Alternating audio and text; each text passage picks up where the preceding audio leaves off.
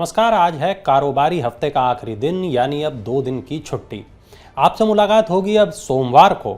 Money 9 पर आपका स्वागत है। मैं हूं वरुण और फिर हाजिर हूं लेकर आपका पसंदीदा कार्यक्रम मनी टाइम, जहां आपको मिलेंगी अपनी जेब और जिंदगी से जुड़ी हर वो ज़रूरी खबर जो असर करती है आपकी जेब पर, जिंदगी पर, आप पर। चलिए शुरू करते हैं आज का सिलसिला। और आज की पहली खबर पैकेट बंद फ्रोजन फूड पसंद करने वालों को झटका दे सकती है। क्यों? चलिए जान लेते हैं। पैकेट बंद या फ्रोजन पराठे के शौकीनों को अब इसके लिए अपनी जेब ज्यादा ढीली करनी होगी। गुजरात के अग्रिम निर्णय अपीलीय प्राधिकरण यानी AAR ने एक आदेश में कहा है कि पराठे बनाने में बेशक गेहूं के आटे का इस्तेमाल किया जाता है, लेकिन ये सामान्य रोटी की तरह नहीं है और 5% GST वाले उत्पादों की श्रेणी में नहीं आता। इस पर 18% GST लगेगी। आदेश में कहा गया है कि पराठा बनाने में मालाबार, मिश्रित सब्जी, प्याज, मेथी, आलू, लच्छा, मूली, गेहूं के आटे के अलावा नमक, तेल, आलू, मटर, फूलगोभी, धनिया पाउडर, ब्रेड इम्प्रूवर और पानी जैसे तत्व शामिल होते हैं जो इसे साधारण रोटी से अलग बनाते हैं।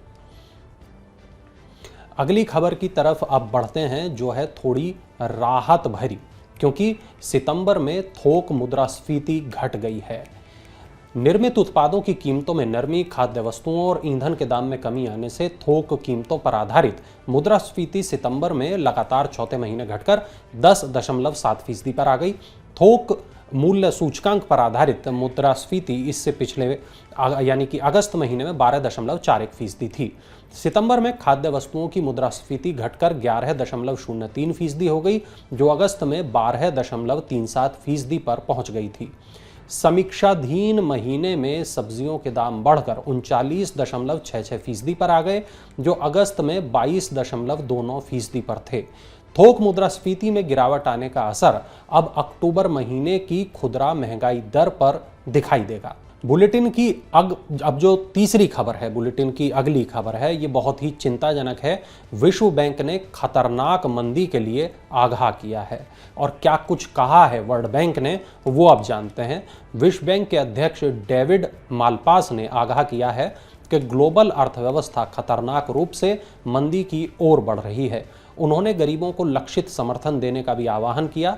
मालपास ने अंतर्राष्ट्रीय मुद्रा कोष और विश्व बैंक की सालाना बैठक के दौरान कहा कि 2023 के लिए आर्थिक वृद्धि दर के अनुमान को 3% से घटाकर 1.9% कर दिया गया है और ग्लोबल अर्थव्यवस्था खतरनाक रूप से मंदी की ओर बढ़ रही है। उन्होंने कहा कि मुद्रास्फीति की समस्या है, विकास दर बढ़ रही है और विकासशील देशों में जो पूंजी प्रवाह हो रहा था वह बंद हो गया है और इससे गरीबों पर असर पड़ रहा है। चलिए अगली खबर की तरफ चलते हैं, जो है निवेश से जुड़ी हुई। अगर आप अपने निवेश पर पाना चाहते हैं महंगाई दर से ज्यादा रिटर्न, तो श्रीराम ट्रांसपोर्ट करेगा आपकी मदद। श्रीराम ट्रांसपोर्ट फाइनेंस कंपनी ने FD पर इंटरेस्ट रेट को बढ़ा दिया है। नई दरें 14 अक्टूबर से प्रभावी हो गई हैं। कंपनी ने अपनी विभिन्न अवधियों वाली FD स्कीम के इंटरेस्ट रेट में 5 से 25 बेसिस पॉइंट की बढ़ोतरी की है। कंपनी महिला ग्राहकों को 10 बेसिस पॉइंट के अतिरिक्त ब्याज की पेशकश कर रही है। नई दरों के तहत 5 साल वाली FD पर सामान्य लोगों को 8.30% जबकि सीनियर सिटीजन को 8.90% का रिटर्न मिलेगा। छोटी छोटी बचत करने वालों को भी अब ज्यादा फायदा होगा। HDFC बैंक अब रैकरिंग डिपॉजिट पर देगा ज्यादा ब्याज। HDFC बैंक ने रैकरिंग डिपॉजिट यानी RD पर ब्याज दर बढ़ाने की घोषणा की है। बैंक ने चुनिंदा अवधि के लिए ब्याज दरों में 0.5% की बढ़ोतरी की है और बैंक ने 6 से 36 महीने और 90 से 120 महीने में मैच्योर होने वाली RD पर ब्याज दर को बढ़ा दिया है। 6 महीने से लेकर 120 महीने में मैच्योर होने वाली RD पर अब 4.25% से लेकर 6.10% तक का ब्याज मिलेगा। सीनियर सिटीजन को 6 महीने से 120 महीने की RD पर 4.75% से लेकर 6.75% की दर से ब्याज दिया जाएगा। अगली खबर की तरफ चलते हैं, जो जुड़ी हुई है एक्सिस बैंक से। एक्सिस बैंक ने अपने ग्राहकों को खुशखबरी दी है, लेकिन ये खुशखबरी क्या है, चलिए बताते हैं आपको। प्राइवेट सेक्टर के एक्सिस बैंक ने 2 करोड़ रुपए से कम वाली FD पर ब्याज दर बढ़ा दी है। नई दरें 14 अक्टूबर से प्रभावी हो गई हैं। बैंक ने FD पर 75 बेसिस पॉइंट की बढ़ोतरी की है। 6 से अब 9 महीने वाली FD पर अब 4.65% की बजाय 5% का ब्याज मिलेगा।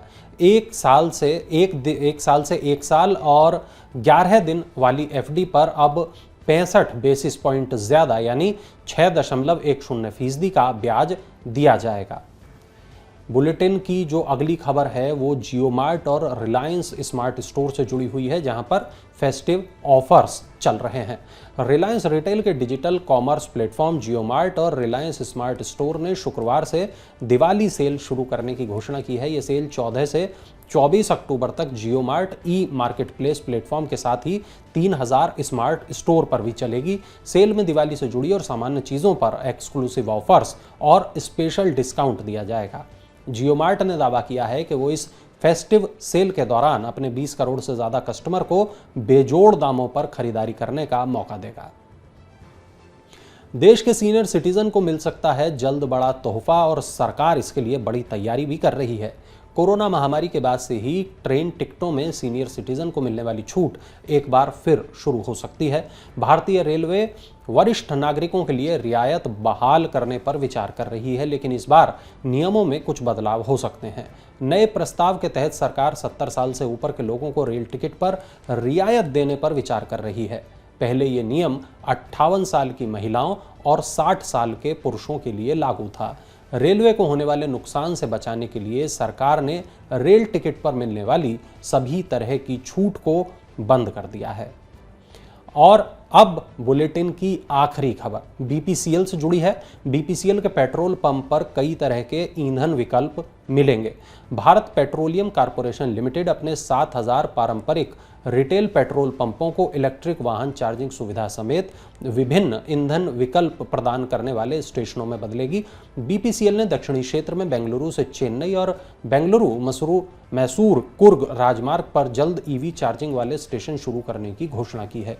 कंपनी ने कहा कि ये चार्जर उसके रणनीतिक रूप से स्थित 9 ईंधन स्टेशनों में हैं, जो इन मार्गों के दोनों तरफ लगभग 100 किलोमीटर की दूरी तक मौजूद हैं। गौरतलब है कि बीपीसीएल देश के प्रमुख शहरों और आर्थिक केंद्रों को जोड़ने वाले सभी प्रमुख राष्ट्रीय राजमार्गों पर मौजूद अपने पेट्रोल पंपों पर ईवी चार्जिंग स्टेशन उपलब्ध कराने की योजना बना रही है। चलिए अब जानते हैं IPO updates. Manipal health enterprises जल्द ही अपना आईपीओ लेकर आएगा। कंपनी ने कहा कि वो इमामी ग्रुप के AMRI हॉस्पिटल का अधिग्रहण सौदा पूरा करने के बाद आईपीओ लाएगी। कंपनी की मार्केट वैल्यू अभी 35,000 करोड़ रुपए के आसपास है। और car sharing platform zoom car भी शेयर बाजार में लिस्ट होने की योजना बना रही है। जूम कार प्राइवेट व्हीकल के लिए एक मार्केट प्लेस है जो घंटे, दिन, हफ्ते और महीने के लिए वाहनों को किराए पर उपलब्ध कराती है। प्लेटफॉर्म पर 30 लाख से ज़्यादा एक्टिव यूजर्स हैं और इसके प्लेटफॉर्म पर 25,000 से ज़्यादा वाहन रजिस्टर्ड हैं। तो ये थी आज की तमाम बड़ी खबरें, ज़रूरी और महत्वपूर्ण खबरें, वो खबरें जिनका आपकी जेब पर, आपकी ज़िंदगी पर होता है असर। और ऐसी ही तमाम खबरों के लिए आप डाउनलोड कर लें मनी9 के ऐप को, ताकि तमाम ऐसी ज़रूरी खबरें आप तक पहुंचती रहें। सोमवार को नई खबरों के साथ फिर होगी मुलाकात और आप बने रहें मनी9 के साथ। और चलते चलते देखिए हमारा ये खास इन्फोग्राफिक।